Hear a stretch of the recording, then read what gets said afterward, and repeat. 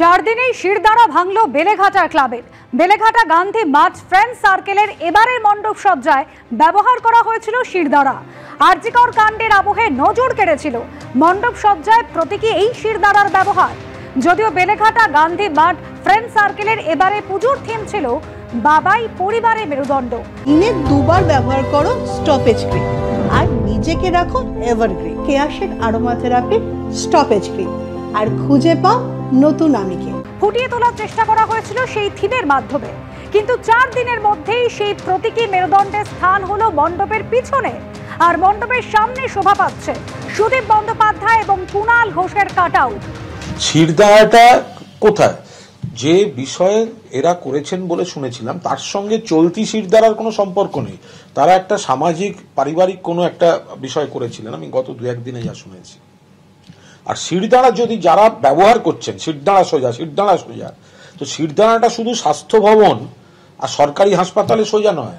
শিরদাঁড়াটা private hospital, private nursing home, private clinic, ওষুধ company, pacemaker সরঞ্জাম company, diagnostic centre, সেখানে গিয়ে একটুখানি শিরদাঁড়াগুলো কেউ দিয়ে আসুক না, দেখি ছবিটা, তারপর শিরদাঁড়া নিয়ে ডায়ালগ শুনবো। শেষ পর্যন্ত তৃণমূলের ভয়ে, তৃণমূলের কোপে পড়বে এই ভয়ে শিরদাঁড়া খুলে ফেলে দিল। তার মানে সমাজের সর্বস্তরে যে এই যে একটা প্রতিরোধ, প্রতিবাদ, তা যে বাসা বেঁধেছে, সমাজের প্রত্যেক স্তরকে নাড়িয়ে দিয়েছে, এই ঘটনা তার সবচেয়ে বড় প্রমাণ। তার মানে শুধুমাত্র ভয় দেখিয়ে, শুধুমাত্র পুলিশের ভয়কে সামনে রেখে যদি মনে করা হয় যে সবটাকে বন্ধ করে দেওয়া হবে, তা সম্ভব নয়। এটা প্রমাণ এই শিরদাঁড়াতে যারা করেছিল তারা তো নিজের মন থেকে করেছিল, তারা তো ওই চিন্তা করেনি। কিন্তু এখন দেখছে নানান চাপ, নানান তাপে যে তাদের অবস্থা খারাপ হতে পারে, অতএব দলেও তাদের অনেকটা বাড়ত অবস্থা হতে পারে। সেই কারণের জন্য এখন শ্যামরাখি না কুলরাখি করতে করতে শিরদাঁড়াকেই ডাস্টবিনে ফেলে দিয়েছে।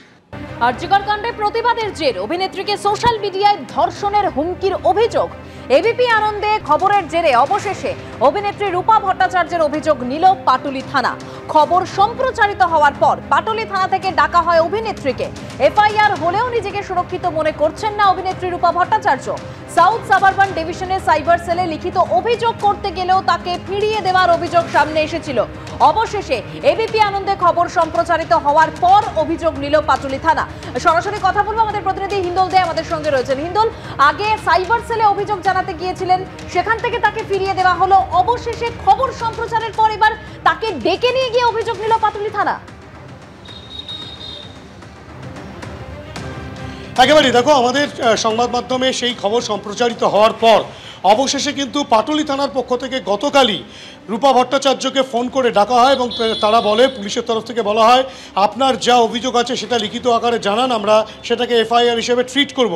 তেমনটাই কিন্তু রূপা ভট্টাচার্য স্পষ্টত বলছেন এবং সেই অনুসারে তিনি গতকাল রাতে এই পাটুলি থানায় আসেন এবং গোটা বিষয়টি লিখিত আকারে জানান এবং তারই পরিপ্রেক্ষিতে এফআইআর রুজু হয়। তোমাকে বলে রাখি, এই রূপা ভট্টাচার্য যিনি আরজিকর কাণ্ডের প্রতিবাদে রাস্তায় নেমেছিলেন, রাজ্জাঙ্গ কর্মসূচিতে অংশগ্রহণ করেছিলেন, এই যে গোটা প্রক্রিয়ায় তিনি কিন্তু প্রতিবাদে সামিল হয়েছিলেন এবং তিনি যেটা বলছেন, তিনি কোনো রকম কোনো অভিনেত্রী হিসেবে নয়, কোনো রাজনৈতিক কোনো সত্তা নিয়ে নয়, একজন নাগরিক হিসাবে তিনি রাস্তায় নেমেছিলেন এবং এই প্রতিবাদে সামিল হওয়ার দরুন তাকে কিন্তু সোশ্যাল মিডিয়ায় বিভিন্ন রকম আইডি থেকে তাকে কিন্তু রীতিমতো ধর্ষণের হুমকি দেওয়া হয়, এমনকি তার বাড়িতে এসেও ধর্ষণ করা হবে তেমন হুমকিও দেওয়া হয়। তিনি স্বাভাবিকভাবে আতঙ্কিত হয়ে পড়েন। তার যেটা স্পষ্টত অভিযোগ যে তিনি লালবাজারের সাইবার সেলকে গোটা বিষয়টি লিখিত আকারে ইমেল মারফত জানিয়েছিলেন, কিন্তু সাইবার সেলের তরফ থেকে, লালবাজার সাইবার সেলের তরফ থেকে কোনো রকম কোনো উত্তর তিনি পাননি। পরবর্তী ক্ষেত্রে তিনি মমতা বন্দ্যোপাধ্যায়কে, অর্থাৎ কিনা মুখ্যমন্ত্রীকে গোটা বিষয়টি জানান এবং তারপরেও সেখান থেকেও তেমন সদুত্তর তিনি পাননি। অবশেষে গতকাল তিনি সাউথ সাবারবান ডিভিশনের যে সাইবার সেল রয়েছে মুর অ্যাভিনিউয়ে, সেখানে তিনি লিখিত অভিযোগ জানাতে যান, সেখানেও কিন্তু তাকে ফিরিয়ে দেওয়া হয় এবং সেখানেই রূপা ভট্টাচার্য প্রশ্ন তুলেছিলেন, যেখানে আমাকে এভাবে হুমকি দেওয়া হচ্ছে, নারীরা সুরক্ষিত নয়, যার বিরুদ্ধে আরজিকরের ঘটনায় এরকম নৃশংসভাবে খুন ধর্ষণের ঘটনা, যার প্রতিবাদে মানুষ সোচ্চার হয়েছে, সেই প্রতিবাদে সামিল হওয়ার জন্য তাকে ধর্ষণের হুমকি দেওয়া হচ্ছে। সেই অভিযোগ কিন্তু অবশেষে পাটুলি থানা নিল। অভিযুক্তদের বিরুদ্ধে কিন্তু পুলিশ তদন্ত প্রক্রিয়া শুরু করেছে, তেমনটাই পাটুলি থানার পুলিশ সূত্রে খবর। এবং সাইবার সেলও জানিয়েছে রূপা ভট্টাচার্যকে যে সাইবার সেলও কিন্তু একই সমান্তরালভাবে তদন্ত প্রক্রিয়া শুরু করেছে। এখন অভিযুক্তরা ধরা পড়ে কিনা সেটাই কিন্তু এখন দেখার। ধন্যবাদ হিন্দু।